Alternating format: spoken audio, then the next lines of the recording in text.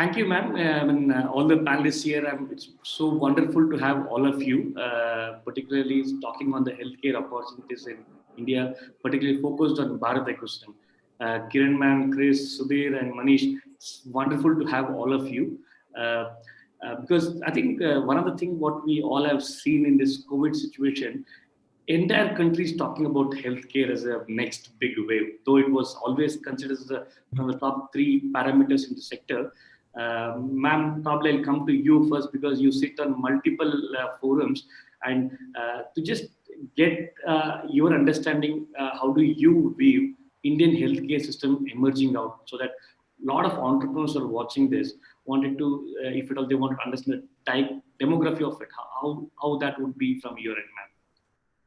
Thank you for inviting me to this webinar. It's a great pleasure. And let me start by saying that COVID-19 actually has unleashed a huge entrepreneurial flare in the country, which was latent for a long time. And let me explain how this happened. So when we started off into this pandemic, we realized that we were, posed with a large number of healthcare challenges. So whether it was testing, whether it was tracing and tracking, or whether it was treatment, I think all these actually threw up a large number of opportunities.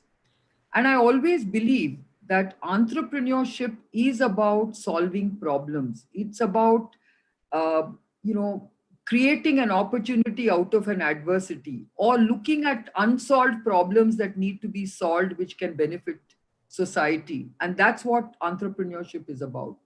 So at this time, what happened was that we suddenly realized that the whole country was dependent upon imported testing kits for RT-PCR and for serological antibody tests for that matter. And we started off into this pandemic with very expensive imported kits. And we realized that these kits were going to be rationed out because at the same time, US had a huge surge in COVID cases. So we knew that the manufacturers of these kits who were based in the West would actually ration it out to the developing world countries. And that suddenly got us into a state of frenzy where we said, let us start developing our own indigenous kits. After all, it's not so difficult. Correct. There were a large number of small biotech companies who were developing kits. And we asked them, can you develop RT-PCR kits? They said, of course we can. And so many of them started developing RT-PCR kits very fast. And you know that within a couple of weeks, we had My Labs producing the first approved indigenous kit. Then we have many others, Mall Bio, many companies started doing it. I think today, if I'm not mistaken, Manish, we have something like 28 indigenously developed testing kits. We have a capacity today of delivering 2 million tests a day if we want, okay? The problem today is the other way around. We don't have enough labs that can test at such huge volumes. So now we've created another kind of an opportunity, which is an export opportunity. So many of these kit manufacturers now are saying, listen, we don't have enough of a market in India. We want to now export these kits. Okay. It's very good sign. The second thing that happened was we started looking at serological tests. And the same thing has happened in the serological test area. In fact, so much so that when we actually developed the RT-PCR kits, we realized that even though we developed the kits very fast, many of the components in the kits were actually still having to be imported. So we said, can we make these components locally? And we said, yes, we can. So we started what is called as a national, it's called NBRIC, National Biomedical Resource Indigenization Consortium, which I chair, and which is co-chaired by CCAMP in Bangalore. Correct. And we decided, let's start putting a consortium of companies that are actually going to develop a lot of our biomedical needs, whether it is testing kits, whether it is treatments, whether it is apps, whether it is anything.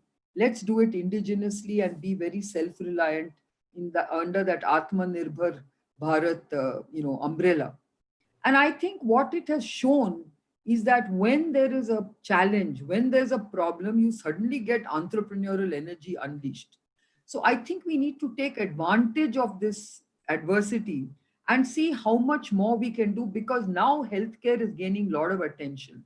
Now I'm suddenly seeing the vaccine producers are all trying to develop their own indigenous vaccines as well. Now and there are a number of small vaccine companies that are developing indigenous vaccines as well. That is also being funded by BIRAC and many other institutions. So I think suddenly we are seeing that we have so many capabilities, but because there was no investment, because the investment was very weak, we never saw any of these taking off. Now we are seeing a lot of potential, lot of interest, and I can tell you, if we don't seize this opportunity, Yeah, it's a huge lost opportunity. You made a definitely a because this is something which we all are looking, because now this digital push has happened so well in our country. Everybody is now looking for an opportunity. So that probably brings my question to Chris. So Chris, you have been in multiple state government as well as national government bodies. So some of these entrepreneurs who are wanting to seize this opportunity focused on healthcare side. So because it again consists of biotechnology, telemedicine, pharmacy. So what would be what do you see as a big opportunity, because it has to be a sustainable business beyond this particular situation? What are your opening remarks for are the big opportunity what you see in healthcare sectors in a country like us now? So let me add to what Kiran has said. So she talked about on the biologics, on the pharma side. Let me talk about on the digital side. See, we have a very, very disparate ecosystem for healthcare. The tier 1 metros have very good access for healthcare. And then you go to tier 2, tier 3, you go to rural areas, the access is very poor. We don't have enough number of doctors, we don't have enough number of beds, etc.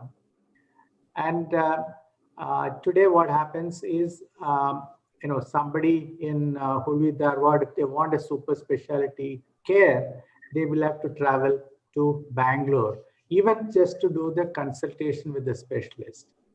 With telemedicine, we can actually reach out to the specialist sitting in Dharwad or sitting in Raichur or sitting in Gulbarga, and make the consultation, share your reports, share your x-rays, etc. digitally. And once a decision is taken to actually do a procedure, if it can be done locally, well and good. Otherwise, they will have to travel to the secondary center or the tertiary center. And we have a hierarchy now created, a tertiary center typically in a centralized hub, a secondary center distributed maybe in the district headquarters, and a primary care center which is all over the country. The primary care centers typically will have maybe one MBBS doctor and some technicians, and the specialist will be in the tertiary care center. The laboratories can also be distributed because the same model applies there also. The lab will only do the processing of the sample. So if it's a blood sample, they will prick the finger, take the sample, put a slide, take a photograph, ship it to the central location for the pathologist to analyze. Or maybe we will use a computer to do the analysis and things like that. AI and machine learning allows you to automate that process.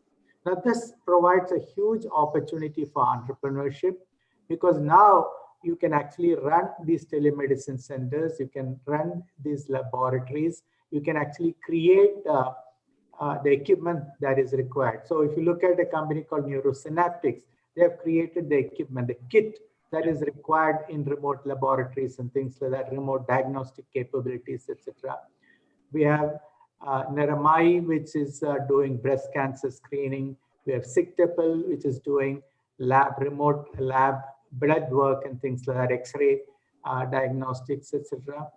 So this is what I believe a huge opportunity for us in India, and this will create um, new entrepreneurs. This will create large number of jobs for technicians, for nurses, lab assistants, etc., and provide very good healthcare.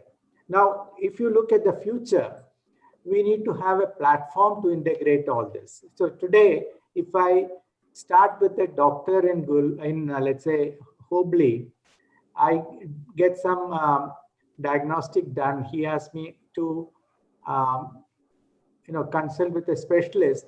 I'll have to take the paper records and I have to take all the x-rays and everything manually and come to the specialist. Now imagine how we can automate this whole process, make it digital and seamlessly transfer from one clinic to a hospital or a hospital to a lab, etc. We can also connect all the equipment, all the medical equipment together and seamlessly transfer this data. Now we need to move to that kind of an infrastructure. This does not exist anywhere in the world. So I strongly believe that the next generation of healthcare will be created in places like India, where there is a necessity, there is a need to provide quality healthcare at affordable cost, and we have talented people at different skill sets and capabilities, and we have huge number of entrepreneurs everywhere. So I believe that this is a significant opportunity that can be exploited by people in Hubli, Dharwad, people all over Karnataka. I think thanks a lot, sir, because this is exactly what we are also seeing, as Kiran ma'am and you both are rightly putting. This is an opportunity for us to see this particular moment and then say, how can we build it? So probably I would take Dr. Manish. Dr. Manish, you have been supporting a lot of incubators and you have been promoting a lot of biotechnology, healthcare startups via a lot of incubators. So how are you viewing pre-COVID, I would say, and then post-COVID scenarios, the way how people are looking at this sector? Has there been a surge of increase in startups, particularly focusing on some of these sectors? And how do you see the participation between non-metros and metros in your set of incubators? How are they spread out? If you can just highlight a bit on that. And also, it will be great if you can just highlight the BIRAC's role in enabling a lot of entrepreneurs. That would be a good opportunity, I feel. Thank you, Bharat. I think one common thing that emerged from these opening remarks is that there were some people, some startups or SMEs who could quickly pivot and respond to this unprecedented situation. Since, let's say, March to June, now we are talking about indigenization, indigenized kits, uh, solutions, thermal scanners, diagnostic kits, uh, efforts in the direction of finding a vaccine, testing centers, testing laboratories. So all this could happen only because India had a viable and a vibrant ecosystem, which consisted of about 3,300 biotech startups. And a lot of them have actually matured into commercialized product. We also recognize that typically for biotech sector, the gestation period is long. You need 5 to 10 years before your idea can actually result to a tangible product which can be commercially deployed. So we have put in that much amount of effort behind us. That is why some of the mature players, mature startups could quickly respond to this situation. And now we have reached to a situation where we are actually proud of, and we have started thinking how tapping this opportunity to export also and reduce our import and export misbalance. So as an effort, I think ecosystem, we have 3,300 biotech startups as of December 2020, a network of 100 plus healthcare biotech incubators in the country.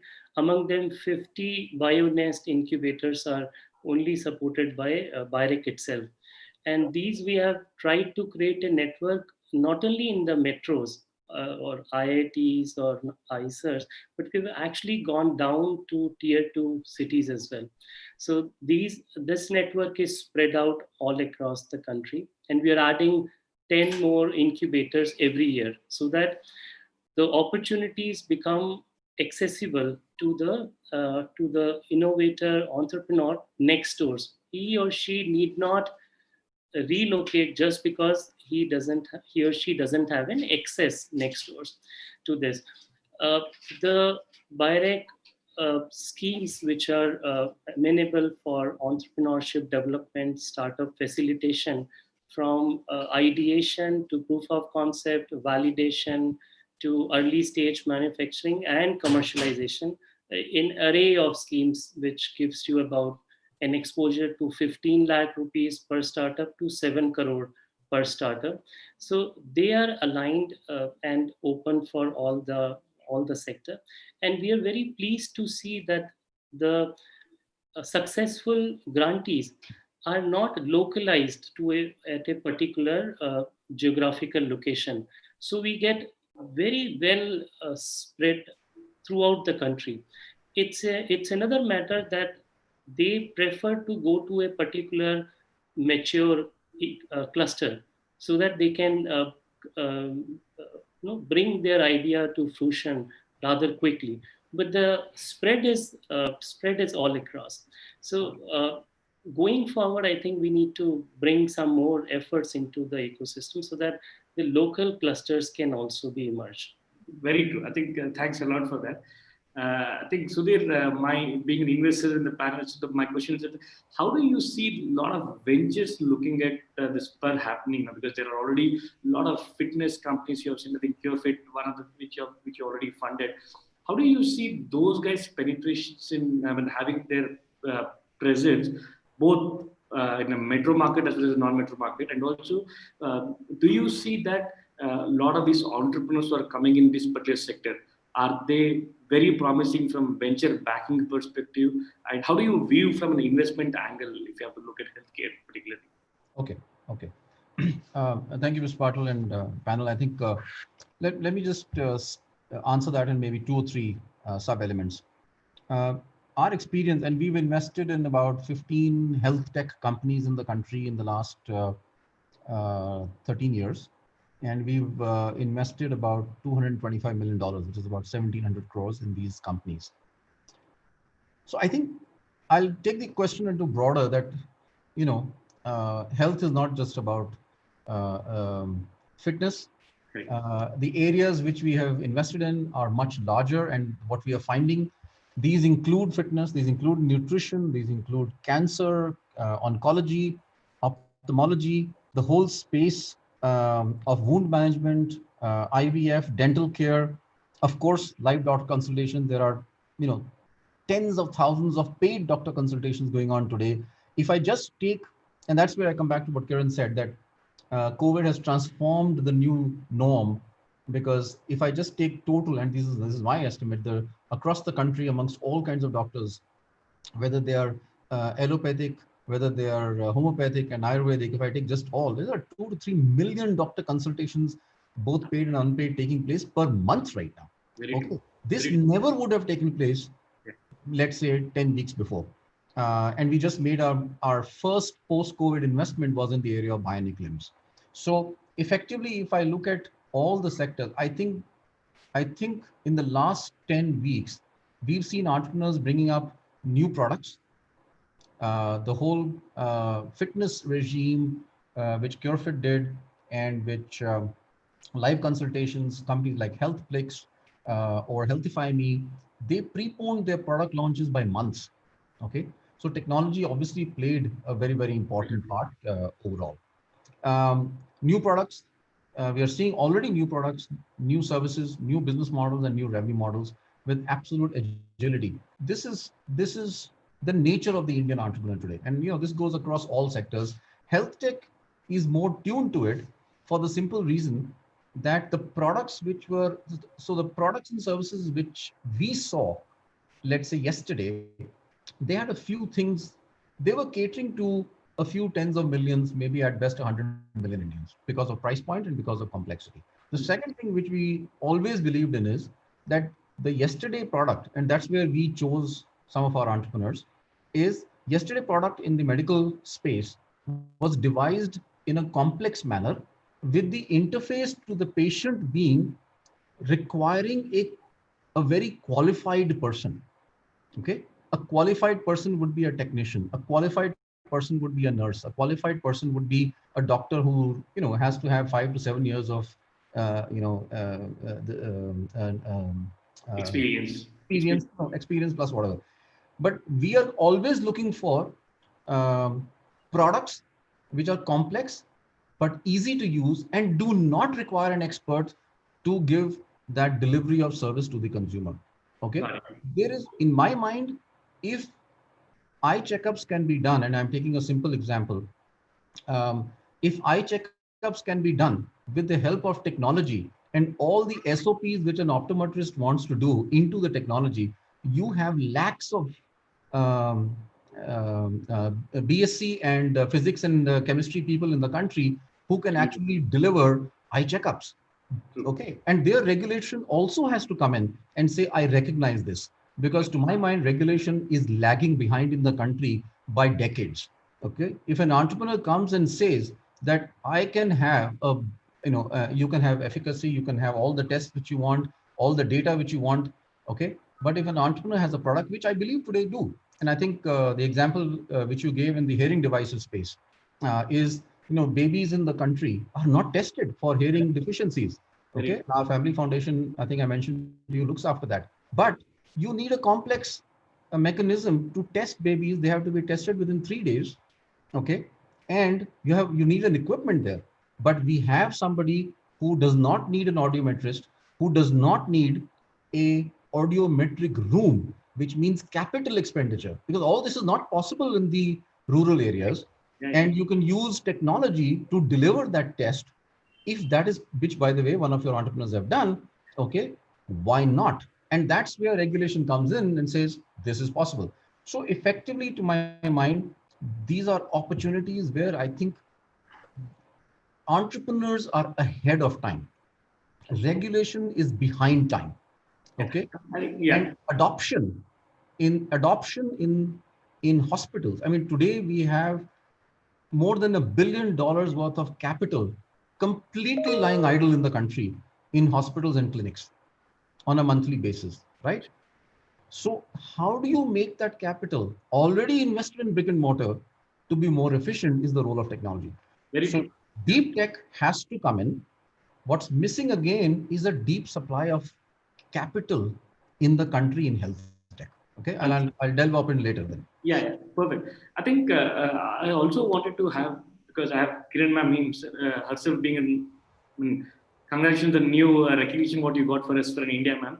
I think one of the things which I personally feel looking at the ecosystem what we have, most of these entrepreneurs, particularly the tech entrepreneurs coming into healthcare, I see a gap in collaborative approach with working with the mid-sized companies or an enterprise companies. Do you see that? Do you have any message for such entrepreneurs? How should they? I mean, how did you, as an entrepreneur, look at collaborative perspective? Particularly, healthcare needs a lot of domain expertise. It needs, like Sudhir mentioned, the government support, regulatory support, and also deep knowledge what majority of the MNCs are already doing. So how do you, what is your message for entrepreneurs who are starting something in healthcare sector? How should they look at collaborative approach, ma'am? Yeah, I think you're on mute. If you can unmute yourself. So I want to take off from what Sudhir said. He made a very important point, and I completely subscribe to that. Yeah. I think entrepreneurs are way ahead of regulations. And I think regulations are really, the real reason why they are a hindrance to entrepreneurial success in many, many ways.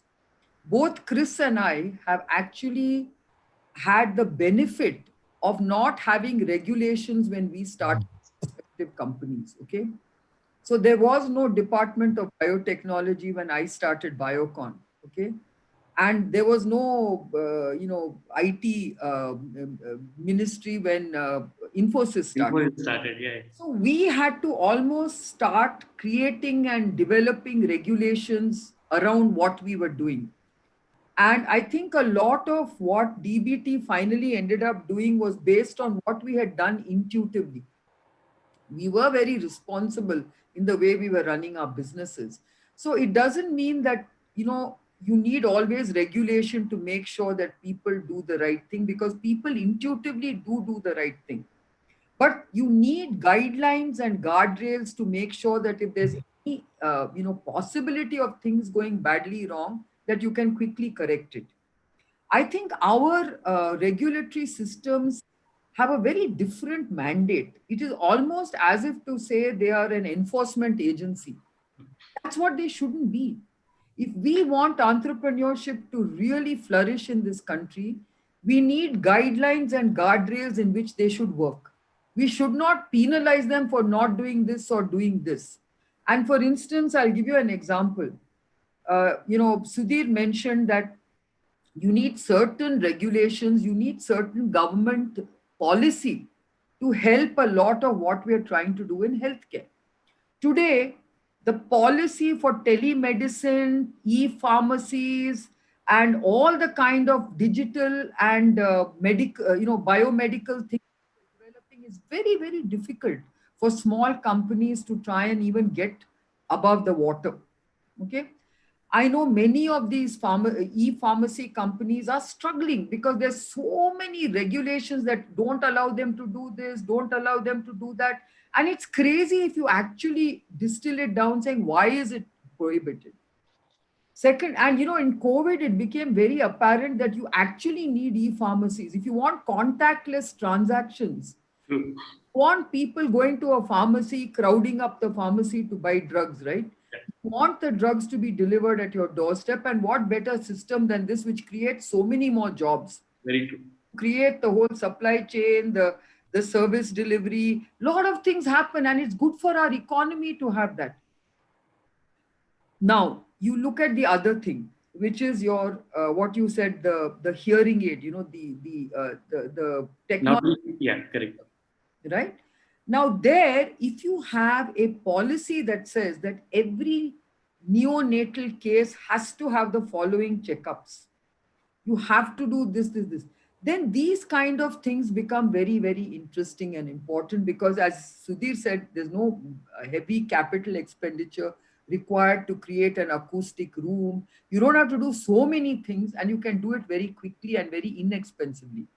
So I think we need to look at the entire ecosystem, not just for entrepreneurs, but for the government also, to understand what needs to happen to enable certain kinds of technologies. Okay. So for instance, today, I'm giving another opportunity. I was talking at another forum on the environment. And I said, whilst we are going on talking about renewable energy and all the nice things because of what COVID has done to us to make us realize that, the environment has got cleaned up, right? So we are saying now we should really maintain this kind of environment, and let's do everything that it takes to, keep this tempo up, like EVs, electric vehicles, renewable energy, recycling technologies. Now all this becomes an opportunity, because now we've realized that reuse and recycling technology is very important. But I also raised another issue. Do you realize how much pollution we are going to create with masks and PPEs and all the kind of contraptions that go around protecting ourselves from COVID? That's another kind of pollution you'll create. Now, shouldn't you be looking at biodegradable PPEs, biodegradable masks, a lot of things which can be reused in the biomedical supplies? Those are the kind of opportunities that we should think about from an entrepreneurial point of view. Yeah, but also, ma'am, It's going to be very, very important, because if we keep on polluting the atmosphere with all these plastic PPEs and all these biodegradable materials that are coming out, we'll have another huge problem. very true. Very good. But just, ma'am, I mean, if you can highlight something on the So collaboration is part. I think So that I feel that yes, I think it is extremely important for young companies to quickly go up the learning curve. See, if you keep on trying to learn everything yourself, it takes a long time. But you can actually get a leg up if you start partnering with bigger companies. And that's how the model works around the world very successfully. So you always have very smart companies who then join. And I'll give you a simple example. Look at the Oxford vaccine group, right? They developed this vaccine for COVID-19, but being a small startup, there was no way they could scale it up. So immediately AstraZeneca came and said, hey, listen, we will take over and we will help you, we will license your technology and we will now scale it up. We will decide how to manufacture it and distribute it and create the supply chains. See, one of the things that we learned very quickly was that it is very difficult for small companies to do everything for such a big requirement. So scaling is always very difficult to do it quickly. In a pandemic like this, you need very robust supply chains. You need very strong and powerful distribution networks. Only the multinational companies, unfortunately, have it. yeah. But when you partner with them, you can start creating your own mini scaled version. And then from that, you start growing. That's what I did. I had the benefit of being a part of Unilever at one stage. And Unilever taught me a lot of things about scaling, distribution, supply chains, reporting systems, quality systems. And that actually helped me to start realizing what it takes to scale up. And it took me another 10 years to use that knowledge to scale up. Very Right? true. Yeah. But I couldn't do it immediately. So I think small startups need to understand that. In fact, Bharat is doing it also very well. They are trying to partner companies, saying it's like now, if there's a very what did we do now? Manish will relate to this. We had a large number of very innovative vaccine programs, but we knew that on their own they'll never be able to develop it and take it to another level. So what did Bharat do? They said, let's start partnering these very innovative companies with one of the big vaccine companies. Let them mentor them, let them develop it, and let them, take these very novel technologies to the market. I think those are the kind of models we need. That small companies, how do we get them to grow up? How do we mentor them? The best thing to do is if it's a valuable innovation, big companies will go to small companies. I think bang on, ma'am. I think this is what most of the entrepreneurs who are looking at this session should take away is that how do they partner with companies who are already established because they have already cracked probably the regulatory rules also. They understand much better than somebody else. Yeah. And the big thing that a small company must invest in, and Bharat is also helping them, is how do you get a good BD tech transfer kind of a sell in the small company so that they are not taken for a ride and they are not exploited. Very true, ma'am. IB production is something which is very important, and the sooner they learn this, it will actually help them scale. So I think that's what is a major takeaway in any entrepreneurial journey. I think probably Chris can be elaborative on this particular comment, Chris, because in your own growing days in early and as a venture, what you were, particularly if you look at somebody has to now look at the new Bharat, what we have, how do we penetrate that? Now, things are already been established over there. Probably your regulatory rules have been already followed up. These are something which you would like to address for people who are already proven, but now they want to expand in 1.3 billion market what we have as a country. So, what would be your message for scaling up in that, Chris? Because I think you can relate more on that part. So we need to think about building an industry, building an ecosystem. It's not about a single company changing the world. It's actually together us changing the world. And this is something, in the IT industry, we have learned very fast. Way back in the early 90s, NASSCOM was created as the Association for Software and Services Companies. And NASSCOM actually partnered with the companies to popularize initially the quality system movement that was required to establish Indian IT companies as world-class. NASSCOM collaborated with the companies to establish a education infrastructure within the companies, because we had to create the professionals, the workforce that the industry required. We shared knowledge about public listing, IPOs and things like that, becoming world-class. We built the brand India, we built brand for Indian IT professionals, brand Bangalore. So, building an industry is very much needed when you want to, scale up something to global levels and world class, etc. So we need to do that in healthcare now. We have an opportunity to do that. So that's one. We have to think about building this industry. The opportunity is huge. I think the industry is about, if I'm right, $250 billion or something like that. Yeah, it can any day, you can think of this going to maybe 500, 700 billion dollars, and not just serving India, but serving emerging markets, serving developed markets also, because healthcare is broken everywhere. We have the opportunity to create the new model for healthcare.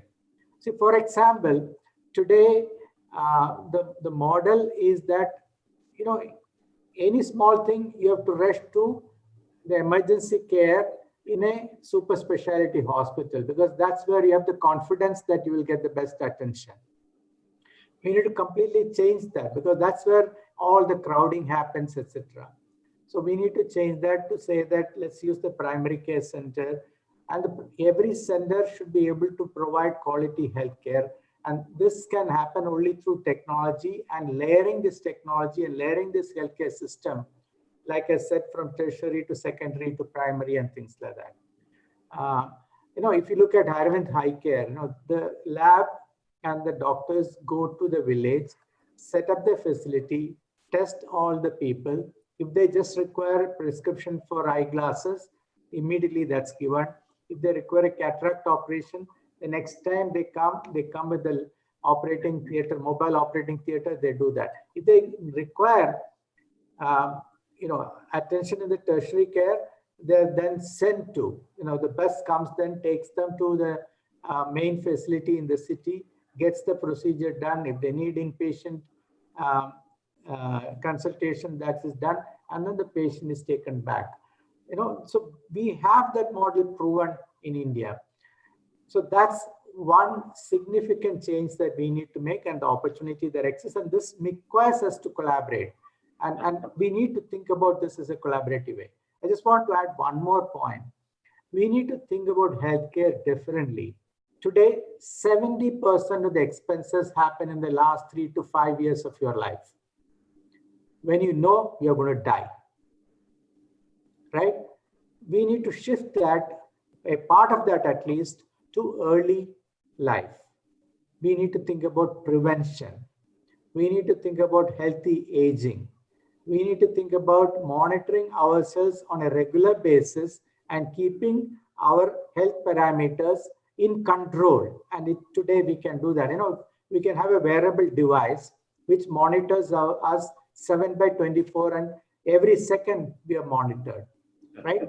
So now, of course, we need a complete set of services, and this is where the entrepreneurs will find opportunities to look at, can we take the wearable data and give feedback to the individual? Can we look at yoga, meditation, healthy, nutritious food? How can we give feedback to the individual to control their health parameters, right?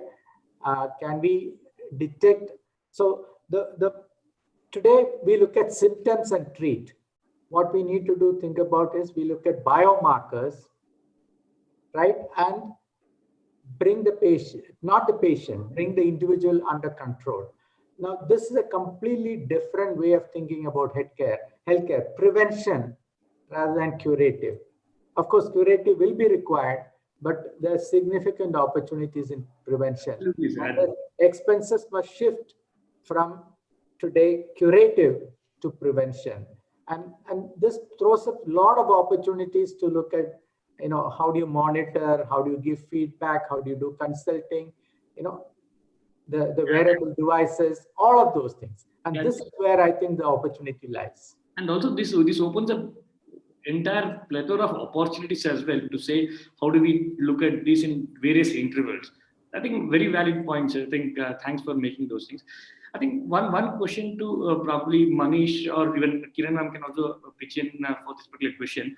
A lot of startups whom we see in our ecosystem, once they make these innovative products, of course we all touched upon the regulatory part of it, but getting some of this certification, is there a better way where we can shorten the entire cycle?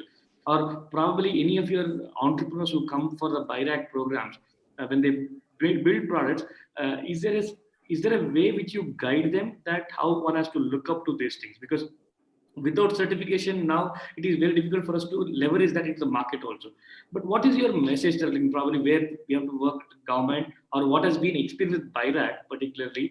How should they reduce the prototype to product development cycle if there is and after that there's completion certificates of that?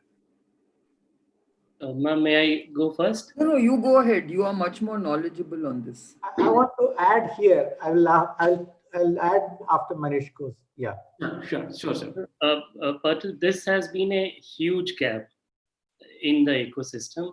I think we are very good in building, coming up with innovative identification of problem identification, reducing it to practice, creating these MVPs. Now to take them forward for commercialization, for validation, regulatory piece is the kind of a gap in the ecosystem. Recognizing this and giving you a context, like an individual entrepreneur or a startup compared to, let's say, a full-fledged large industry. So industry actually, each industry has a vertical which supports regulatory, and it's a large number of professionals, and they collaborate nationally, internationally to educate and guide a particular development process. Now, a startup does not have the luxury or even the access to such a knowledge, professional knowledge. So recognizing this, what we have done, two things. One is we have created First Hub. First Hub is a platform where individual entrepreneur or startup can come and interact face to face with CDSCO people, RCGM, BIS, ICMR, DBT, BIRAC, some investors, so they can ask and get their query resolved, face to face by talking to the regulators. They can do that online, and this First Hub happens once every month, first Friday of every month. For COVID-related queries, we have created special session, and that is every Friday we are meeting only for COVID-related solution. So we have, I think, addressed more than 100 queries so far of different startups. So providing that. So this is one. Second, what we did was when we have incubation network all across country, right? 50 incubators. Among them, we have regional centers also. So one of the regional centers, we created this as a mandate that they become the regulatory information facilitation cell for all over India. And startups can reach out to them as a common resource, guidance, what all certifications, requirements, standardizations required for a startup to think right from the beginning, what kind of design requirement is there, what kind of specifications are required, what kind of approvals it needs. So there is a nurturing right from the beginning. And learning from this entire ecosystem and successful journey of these startups, all incubators are also geared up to at least guide to certain extent to the startups and bringing them the right connect, the right mentors, right experts.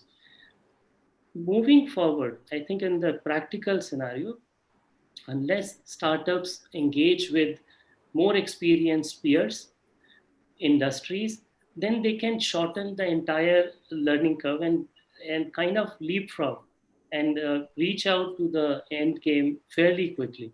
Yeah, I think that's See, I want to add to what Manish is saying. If you look at the startup ecosystems in other parts of the world, a large number of consulting firms have mushroomed.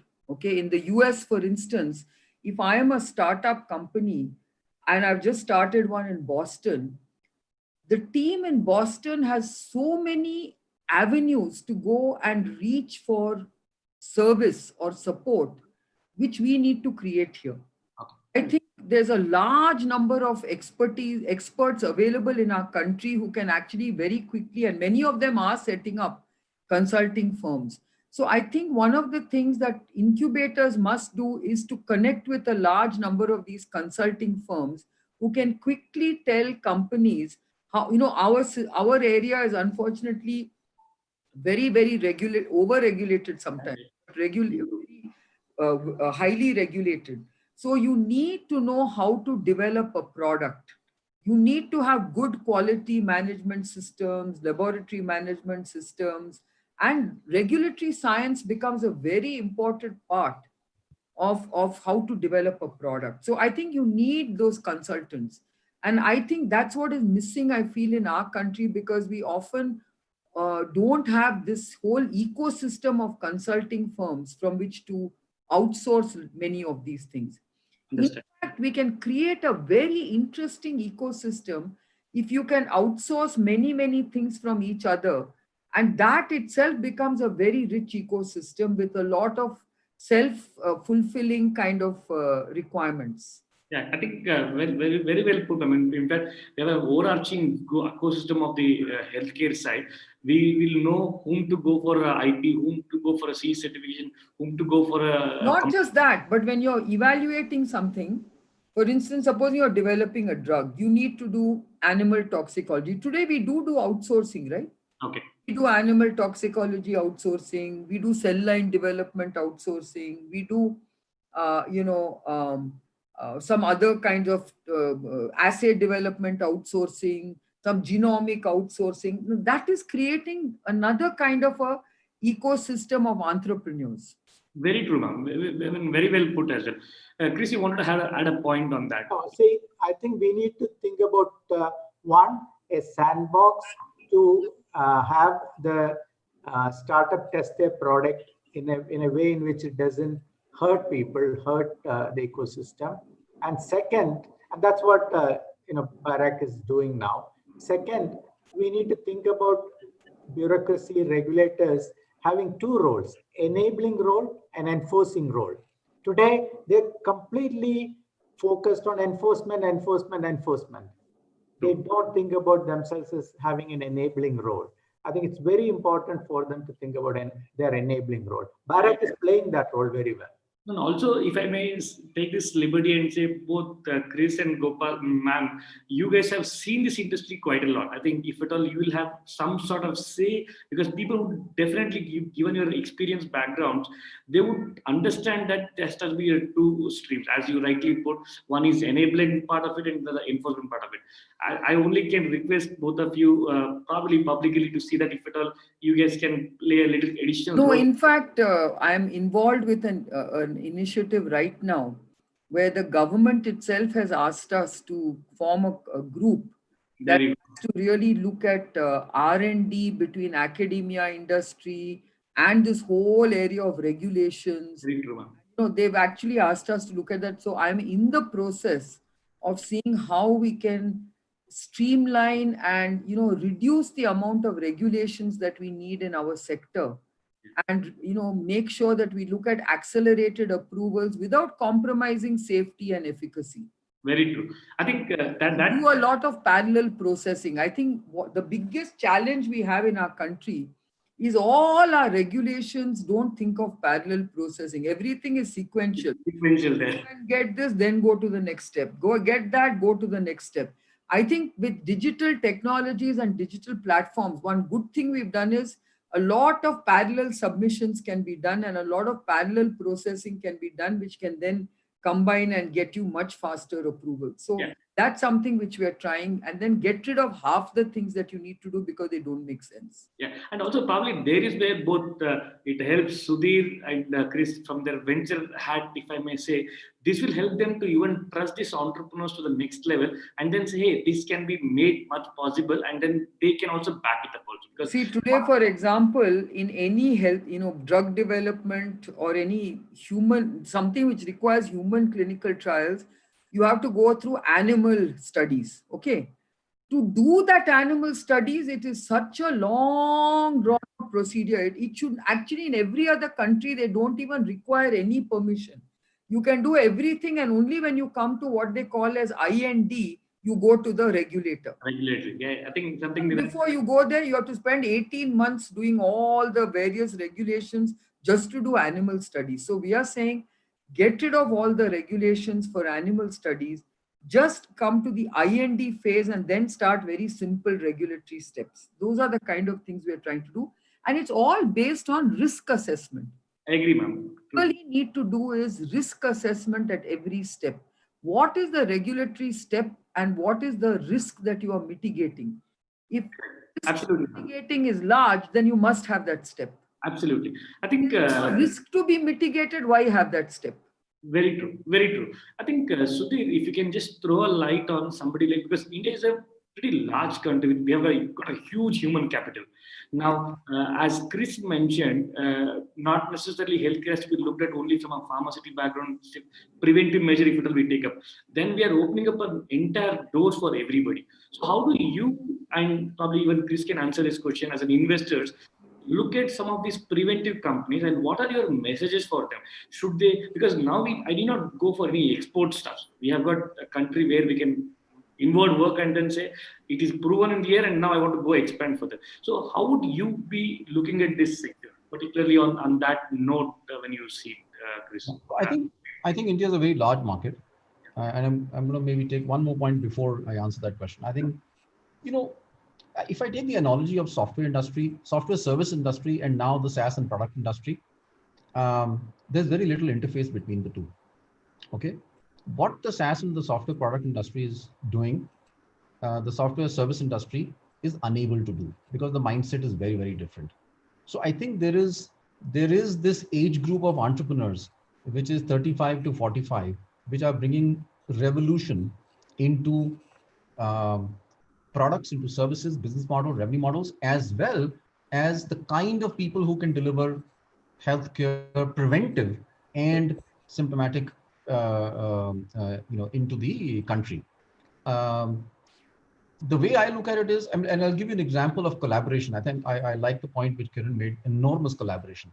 But I think entrepreneurs are sort of wary of collaboration unless necessary with very large companies because it just takes too long. So let's take the collaboration between a drone company and between a company who wants to deliver plasma to hospital.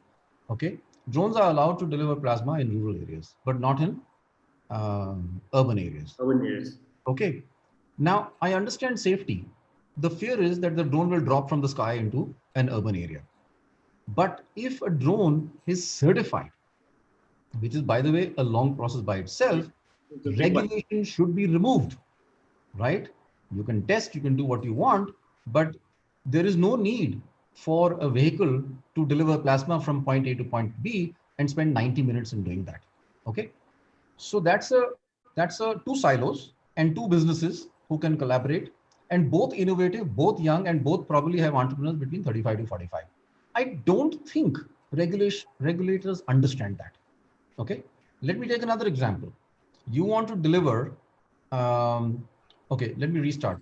70% of road deaths in the country happen due to excessive blood flow at the point of accident, right? An ambulance cannot reach there, right? So what do? There are some deliveries of two-wheelers and so on and so forth, but you need a nurse. You don't need a nurse there, right? Can we train people in 6 months' time, okay, and fundamentally put them onto 1 million scooters in the country, okay, and they will reach in a flat 15 minutes because you need, and companies like TVS or Bounce, they have the data, and that's the point I'm coming to. Very They true. have the data of hotspots as to where the traffic, if there are million rides taking place in a city in a day, right? They know where those million rides are. They know what the kind of traffic is. And I don't think government is using that. Mm. Okay. I think that is, So I think, collaboration Excellent. between large existing companies is very valuable, but between youngsters who know how to cross pollinate and bring a solution out in a rapid manner, which the regulator does not understand. Maybe there should be another body which has only regulators between the ages of 35 and 45. In fact, Sudhir, to your point, there was a e-pharmacy company that was bragging that our delivery service can match Swiggy. yeah, yeah. Right? You know, True. so Very those are the kind of things you're So, absolutely so right. Kiran, if food can be delivered, right, 20 minutes. and a Pizza Hut can be delivered in 30 minutes, Yeah. why can't we deliver a No, rapid no. So blood I'm flow saying they are coagulation looking at solution? those models, but the government must understand what's So, happening. so to my mind, what I'm saying is I would I'm a VC investor and I'm not a healthcare specialist, but if I may take a minute and put my neck out and saying, I think I would recommend to the government and to the leaders in the healthcare industry to literally have 4 or 5 missions in place in the next 30 days. They should be manned by entrepreneurs with one leader from the industry who's got 25 years of experience, and they should be put to make solutions which can be delivered in 90 days. Okay, you identify the problem, Kiran, identify the problem. Those problems which have not been solved for 20 years, trust me, can be solved by technology and by current systems existing in the country. We don't need massive amounts of investment. There is a bounce in the market. There is an Axio in the market. There is a TVS in the market. There is a Bajaj in the market, right? These people are today suffering because nobody is buying scooters, and by the way, nobody's riding scooters, but we still have people being killed on the roads because of these accidents. How do you do this? That innovation is through mission mode, and let's get this mission mode to change in the next 90 days and start delivering solutions, because all these are available but they're in silos right now. A very valid point, Sudhir. I think this actually opens up altogether a different topic, how people should look up some this data which has been already available. But Right. my question And is, just one more point. I think this issue, and somebody mentioned this issue of manpower. I think we are going and fooling ourselves that we'll have enough people who need through a 4 or 5 years course, maybe in audiometry or in nursing. It is not required, right? To give an example, if for screen test for the testing of hearings to children, right? That requires only a 4 month course. I think we need to start siloing those expertise. yeah, I Okay. think Because even then we can have 2 million people in the country, right? Who can deliver those in a much faster way with the technology which exists, by the way, rather than waiting for an audiometrist to come in. So can we have a literally a mission task force which says, I actually don't need to train people for 4 years all the time. agreed. I think valid points, Sudhir. But where I was coming from is that now that we know this industry is really vast, probably Chris can answer this. Chris, the way how investors have to look into this sector, if at all they can act as a guiding force, and then because they know how to scale it much better. And if somebody is looking at this, can they enforce on entrepreneurs to see, hey, if you do A, B, C, D, and this can be looked at, BC can be collaborated with this respect, and then because now we have to get somehow how do we accelerate this growth part as well for the non-metro side, because bulk of the healthcare is happening majority in metro cities, and I agree there is a consortium of people over there, but the preventive health, what you mentioned, if somebody is more looking at this sector, will you be excited as an investors to see how do we back this, some of these ventures, or what would be your message for these startups who should look up to? You have to unmute yourself, Chris. I think you're on mute. You're on.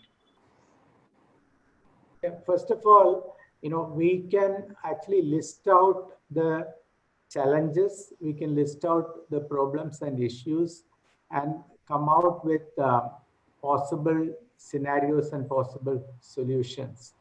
But I would hesitate to actually plant this idea on somebody and say, now you become an entrepreneur. Absolutely. Right? the entrepreneurship, that passion must come from the person.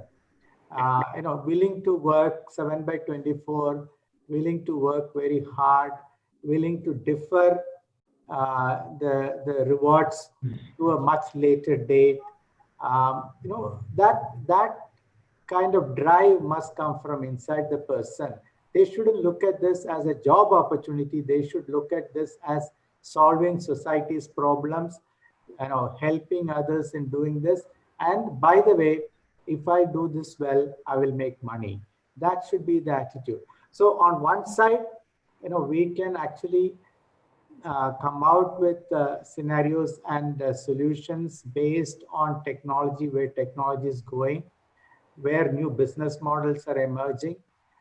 We can talk about it. And this platform itself is throwing up so many ideas. Now, people who are listening to this must say, okay, now I've got an idea. Now I can actually build a company doing this in Hubli, for example, or Dharwad. And how can I create a diagnostic center connecting with, let's say, a Narayana Hridayalaya, acting as my partner for super specialty? And how can I, using telemedicine, provide that consulting from here? And I will set this up and then connect with Narayana. So people must come forward to do that. Somebody else must say that I should set up a preventive care center which looks at nutrition, which looks at healthcare in terms of diagnostics, looks at yoga, meditation, etc., gymnasium, and sets up a complete infrastructure for doing this. I think that's what is needed. So people must come forward. We have suggested a lot of things. People must come forward. Of course, funding is there. I can tell you that funding is available today if you have a good idea, whether it's in Bangalore or Hubli. Sure. Yeah, I think before I come for the last segment of this session, I just want to have Manish, and probably we both are in a similar panel, wherein we need a lot of industry mentors. So Manish, how do you see, in your earlier point, you mentioned that some of these entrepreneurs have to pair with the next level entrepreneurs and then see how it can be done. But tell me something, in Bharat, do you encourage that the peer-to-peer monitoring or mentoring which happens from at the large level? What would be your ask for the industry experts who are there in this panel as well as outside? How do we see this collaboration coming from this industry side and also the budding entrepreneurial ecosystem so that we can bridge the gap much sooner? See, on a practical note, things to move. Industry is a commercial organization, right? So there is a commercial interest that needs to drive the priorities, and a few things which are good to be done, and some people have passion and they do it out of passion. So we have a large number of mentors, experts who have spent 15, 20 years in industry or in the domain. So that's a unique strength that Bayek brings in and makes that available as an access available to all the startup ecosystem, and people can reach out. That goes from identification of startup to helping them grow at various stages. Even investor network, that is a very strong network which we have access to. Industry participation, Kiran is like one of the examples. So that is made accessible. We also make an effort that the startups get both national level exposure as well as international mentoring exposure. Exposure to what could be the go-to-market strategies in, let's say, how it could be different from North America versus how, if you want to go to Europe or in a particular region, developing nations as an emerging market. So those kind of exposures are provided with. There are, for peer-to-peer interaction, we have annual meets. Like for BIG, we have a separate conclave. For bioincubators, we have a separate conclave. And there are larger consortiums like annual day, foundation day, innovators meet. So there are peer-to-peer learnings as well. A healthy trend, what we have started seeing is that startups are now coming together. Most of our startups, to begin with, they are single product company. Okay. most of them, maybe 90-95% of them, we are beginning to see a trend where few startups, one or two startups coming together and offering a bouquet service. Got I it. think this trend needs to grow bigger and to a scale where we can see either startups coming together, or let's say an investor can anchor them together, like, no, this is my portfolio, complementary portfolio, or an industry lead who thinks that from the mature product leads, they can cherry pick based on their they Interested. fit in their product portfolio. So out of, let's say, 50, 200, 250, five seems suitable to my product portfolio. So I'll anchor five of them. If one or two matures, I can give them an opportunity either to co-develop, co-evolve, or co-scale. Or if business things go on, merge or acquire that company. Got it. So there can be number of avenues like this, Sure. which are now getting facilitated. I think we have already started seeing a beginning of in all these fronts. So there are good examples now. Yeah. I think I mean it's almost 1 hour past what we have come for a back end part of it. I think my apologies for having such a legendary panel and then giving short time for you guys. So apologize for that. Probably in coming days we'll engage more deeper conversation with individual speakers. But ma'am, coming to you from a perspective where how do you see now? What would be our in your own views if you have to look at how India can actually go in next 3 years in this particular sector. So, what are your closing notes for the entrepreneurs of making it out? And how do you envision basically now, as Chris mentioned, currently it is 300 billion market. It is expected to grow at about 500 to 600 billion market. What's your take? I mean, what's your one advice or two advice? What do you want to give for entrepreneurs to look at this market? See, the way I look at it is abhi hamara bari aaya hai. Because all this time, the optics was not on our sector, even though there was a lot happening. Now, if you look at it, it is our turn because there is so much, focus on India's healthcare potential, and it's about health science and healthcare both. So you've got the pharmaceutical industry, the vaccine industry, the biologics, biopharma industry on one side. Now you've got the whole diagnostics, then you've got the whole biomedical equipment area, which has suddenly, because of the ventilator success, you've seen that particular engine, bioengineering, biomedical, all that come to the fore. So this is a time when it has got the most focus. Okay, everyone is excited about India's healthcare sector. And if we can't make a success of it today, of course, having said that, it is not just going to happen. Yeah, true. We need enabling policies, enabling regulations, enabling investments. And we do need to look at this sector like India's next IT sector.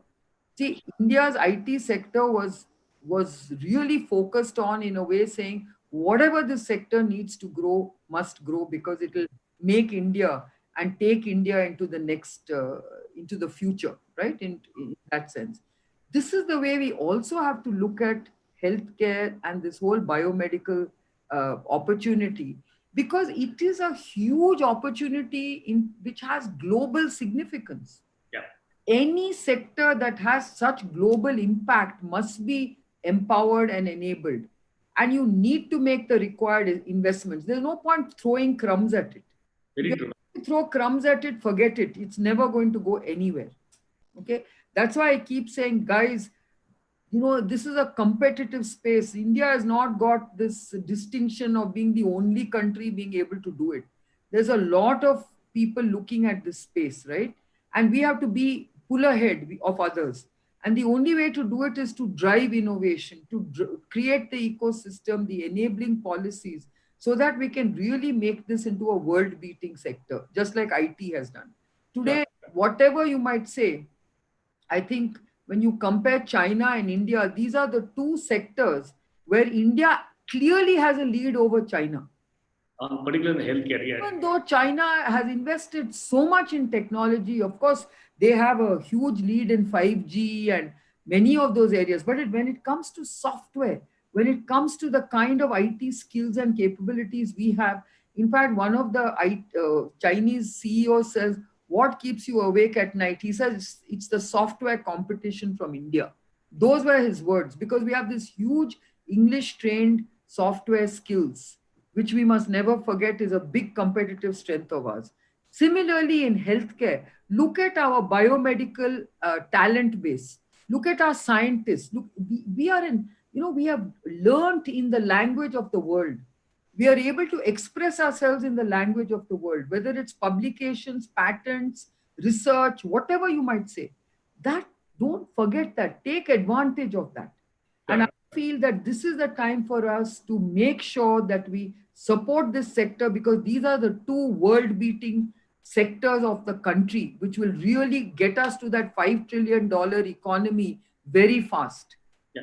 And also, I think before I go to the next speaker, one of the unique way how Deshpande startup is also proposed, because now in last 4 years, we have made sure that a lot of inroads have happened in the local administrations. Yeah, but please, I want to make one statement. Sure. This cannot be built with incremental steps. Okay? You have to take big steps. Very true, ma'am. I think big steps are not going to be happened by saying, "Oh, I did a little bit here, a little bit there. Oh, I did this thing in NABARD. I did this thing somewhere else." It's not going to work like that. Very true. And it has to be very serious. Karnataka government, we are already telling them, please be serious. Sure. If you want something to happen at a state level, at a country level, you have to be serious. Very true. I'm very honest. And I think Manish also understands what I'm saying. And I think unless you take bold bets and bold steps, we can only, make some progress. I'm trying to tell you, today we are the world's vaccine producer of the world and the generics producer of the world. But that does not get us to the next level. Very true. I think develop the next big vaccine for the world. We have to develop the next big drug for the world. Unless you do that, I think there's no point saying I'm supplying the world with 60% of the vaccines, but not one of our vaccines is going to the developed world. We are producing generic drugs for the world. We need now, and we don't believe in our own innovation. I'll be very honest. Today, our own regulators want to see it approved in the US before they approve it here. The problem we have in our country. They don't believe in their own innovation. If something works in the US, now it means it's credible. But when we ourselves have developed it, it's so sad. We have to take that innovation, license it, US develops it, then we import it back. I think now tragedy of our innovation. I think as all entrepreneurs, we are pretty optimistic now. I think, and yet we've done some really smart things. We've come out with fantastic innovation, but we must start believing in it. Why? Because we have not created what it takes to innovate from end to end.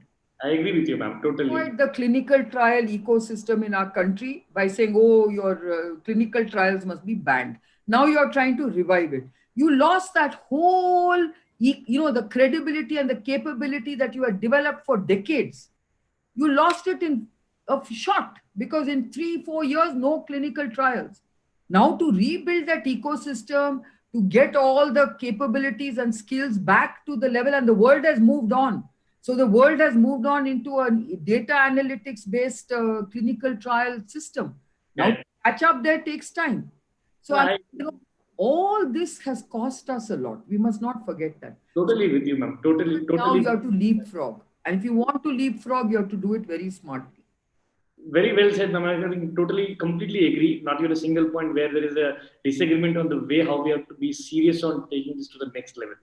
I think we have come to the almost end of it. The only point what I wanted to make was Manish and Chris and Sudhir, what would be your closing comments for the session today, and how would people have to weave at this sector now? Because in the entire COVID spectrum, the only two sectors which I see have got not shaken at all is one is agri-tech and second one is healthcare, because this has only supposed to go up now. So, what would be your closing remarks for this particular session this week? Maybe I can just take a minute. I go back to the point I made earlier. I think we have to go in mission mode, and we have to go in mission mode at state level. The groupings, to my mind, include data heat map groups, right? Because I think we need to know which incidents of disease exist in the country and where. By the way, we don't need to have technologies. Already, this is known to entrepreneurs. Okay. We need to make sure that there's a skill and scale group, which basically says how we can demystify the complexity of 4 years and 3 years and maybe 7 years and make it 6 months. That is absolutely essential. We have to have a regulatory removal group which goes to the main body and says, you need to get this off the ground. Because please understand, entrepreneurs, when they want to scale, if they find hindrances of regulation, they go to another country. Then they go and put base in another country.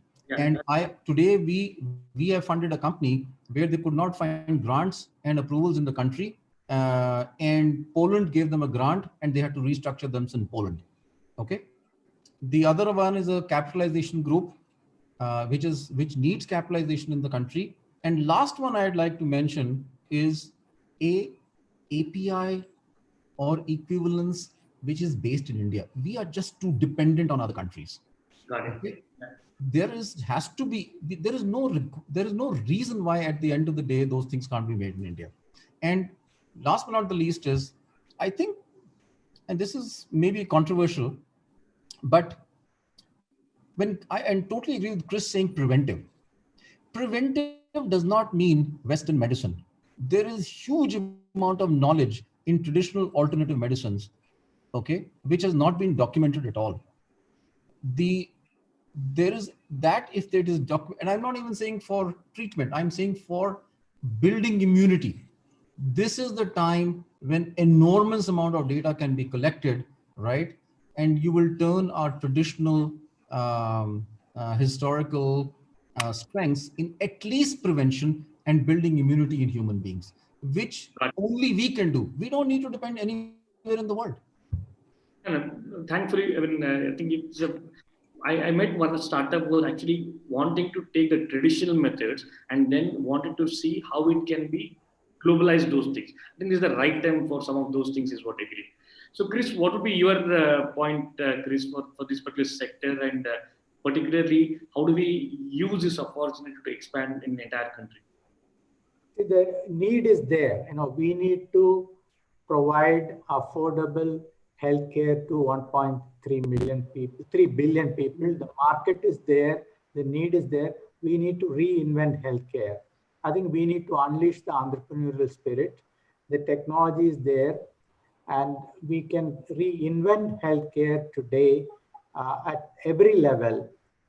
From prevention, healthy aging, and if you fall sick, diagnostic, all the way to palliative care. Of course, we need to look at palliative care also.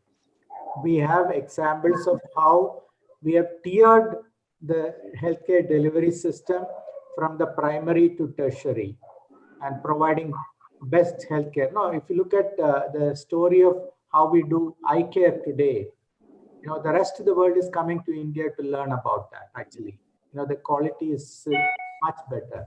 If Narayana Hridayalaya is able to do, the maximum number of open heart surgeries in the world with better results than the best equipped hospitals in the US at probably 1/10 the cost, we can do it. We have the example, we have the experience, we have the confidence in doing that. I think we need to decide that we are going to reinvent the healthcare. We need to look at every aspect of the healthcare. Significant opportunity exists. We have to do this. And so once we do that and let loose the entrepreneurial spirit, and in the COVID situation, what I see was regulators sitting down with industry, with academics, and throwing out regulations and saying, let's find a solution. Right? If, for example, AGMs can be conducted on digitally, why not forever? Why did we have to think about AGM physically? If it's acceptable now, it's acceptable always. Right? So we just need to say, what happens? Let's do it. And And there'll be some mistakes made. As long as it's not significant, it's not large, I think we need to move forward to get the best healthcare for our people. Sure. So And Manish, that's what we should do. yeah, I think your closing comments for this session for entrepreneurs would be, Manish. Like particularly, I think a lot has been said in this particular group also. How do we have our regulators look into it? Probably you sitting at the national level body, I think you will be having a strong influence on them to see how do we take this to the next level now. I think it's not single person. I think the stakeholders' feedback is key, and as it is getting reflected, that gets accounted for and noticed, and that's how the gap analysis and addressing the gap takes place that we do. So I think that goes without saying. How I see this situation has created an opportunity for startups, entrepreneurships, or innovation is that healthcare is now the centerpiece. Even illiterate person to most policy maker, industry investor, all inclusive, both national level as well as international level, every single person recognizes healthcare sector as a key and a very important sector. So I see that technology adoption going forward would be very easy. It would be far easier than previous.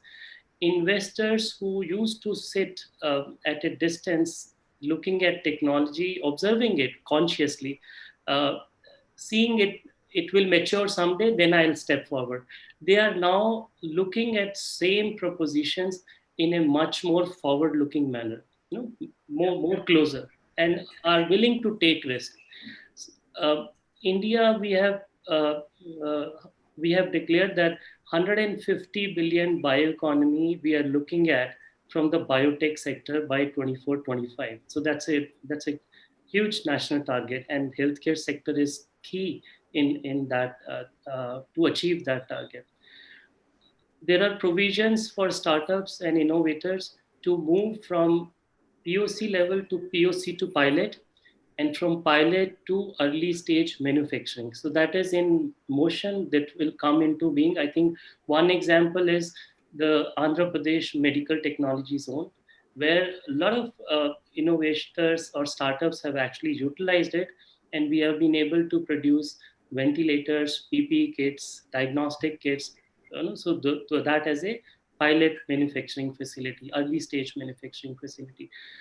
Kiran, in the beginning, only highlighted that there is a recognition of indigenization of resources, the components, the raw material, the biomedical equipment, which components which are required to create these innovative products, and as well as development of these products. So I think these are sectors which are being identified and will have focus.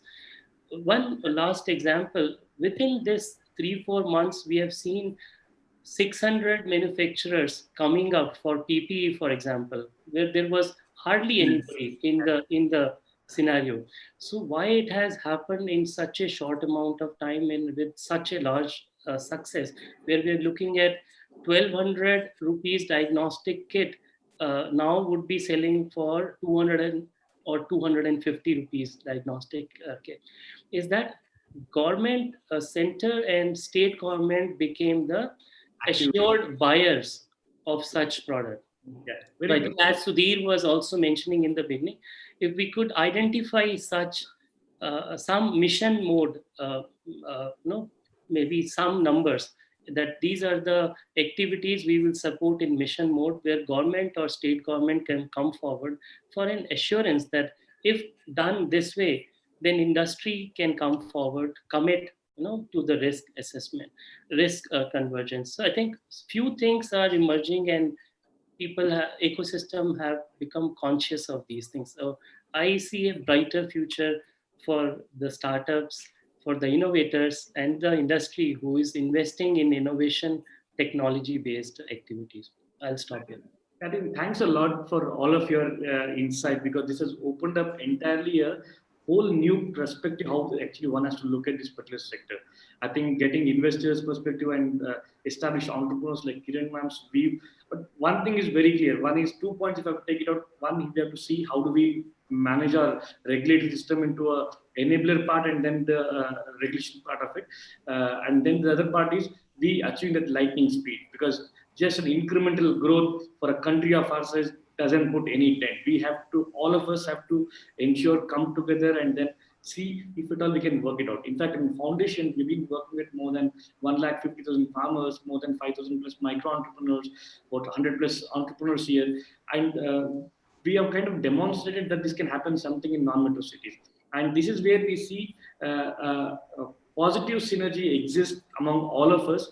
And we would love to encourage all the startups looking at this Bharat market to look at us and then see how this entire ecosystem which is being developed can be leveraged for each of the benefits.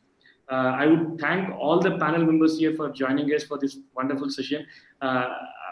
One good thing about COVID is because of this, all of this is possible. Otherwise, getting individual time at such a time is also an impossible task. I think there is where we all have to learn together to see how do we see a brightest opportunities waiting even in the darkest moments, and then see how it can do. And in particular in healthcare, everything is a wide open market for us.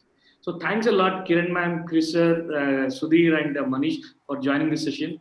For wonderful having it with all of you people. In coming days, we'll try to reach out to see how do we seek some sort of mentorship for some of these growth stage enabled startups. Thanks a lot, all of you. Thank you. Thank you so much. Thank you. All the best. It was a learning session. I enjoyed discussing with the panelists. Thank you. Thank you, Anand. Thank you so much. Bye-bye. Thank you.